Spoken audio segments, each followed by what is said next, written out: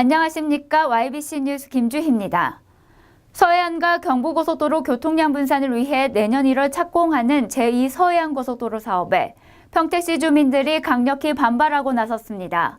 기존에 추진하기로 했던 노선안이 민간사업자로 바뀌면서 노선도 슬그머니 변경된 것인데요.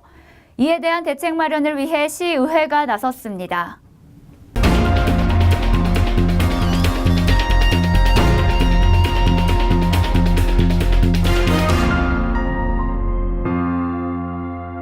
제2 서해안고속도로 사업인 평택 부여 익산 구간을 잇는 서부 내륙고속도로가 평택호를 관통하며 지나감에 따라 주민들과의 마찰로 인해 대책 마련을 위한 간담회가 27일 평택시의회에서 개최됐습니다. 평택시의회 김기성 부의장 주재로 열린 이번 간담회에서는 평택시 건설교통사업소장 천병석 소장을 비롯해 집행부 관계자와 관광단지 특별대책위원회 등 총 17명이 참석했습니다.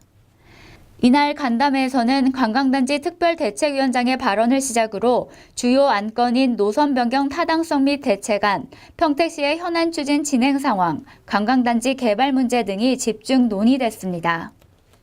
제2 서해안고속도로는 평택 아산 구간을 잇는 노선을 확정지을 당시 국토부에서는 2011년 환경영향평가에서 평택호 아산만 방조제를 통과하지 않는 걸로 검토 결과가 나왔는데 민자고속도로로 바뀌면서 민자에서 사업비를 최소화하기 위해 문제구역을 통과하게끔 입장을 바꿔 지역 주민들의 반발을 사고 있습니다. 반대하는 이유가 바로 그거예요. 가장 중요한 땅을 3쪽, 4쪽, 5쪽 하려고 이렇게 갈라져 나가면은 이쪽에 개발을 한다고 해더라도 전부 성속에 갇힌 지역이 되지 않냐 이거예요. 이에 따라 관광단지 특별대책위는 민간 제한 노선이 지역 주민들에게 입을 피해와 평택호 주변 관광단지에 미칠 영향에 대한 우려를 강력히 표명하면서 서해안 복선 전철과 동일한 노선으로 운행할 것을 요구하고 있습니다.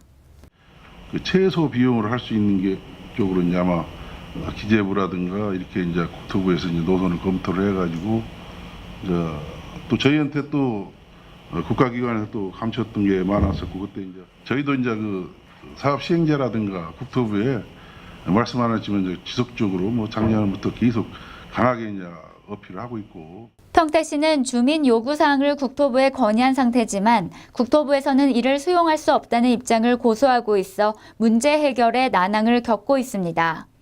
또한 국토부는 보상 적용에 대한 대책을 검토하겠다고만 되풀이하고 있어 지역민들의 공분을 불러일으켰습니다. 이와 관련 향후 시에서는 4월 중 국토교통부를 재방문해 노선 변경을 요구하는 주민 의지를 전달하고 노선 변경이 반영되도록 적극 노력하겠다고 밝혔습니다. 시가 좀 국도시의원들한테 제안을 하고 그게 어렵다고 하면 주민대표가 제안해서 같이 한번 뭐 국토부나 뭐 포스코에 가고 또 문서도 좀 국토부나 포스코에 이렇게 했을 때에 주민 피해가 막대하고 지역 발전에 상당 부분 장애가 발생될 수 있는 조건이기 때문에 김기성 부의장은 현실적인 부분에서 주민에게 피해가 가는 부분이 너무 많고 지역 발전에도 상당한 장애가 될 수 있기 때문에 시나 주민들과 국회 및 도시원들이 함께 해결하려는 노력이 필요하다고 강조했습니다.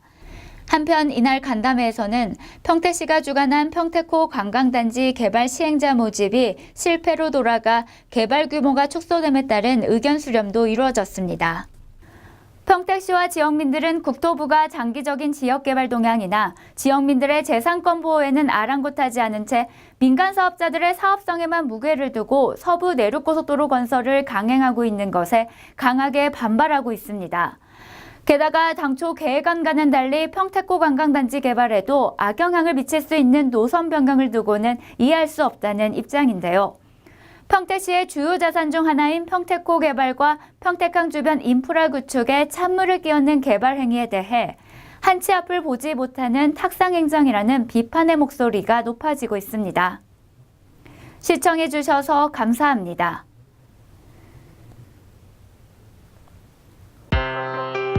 보이십니까?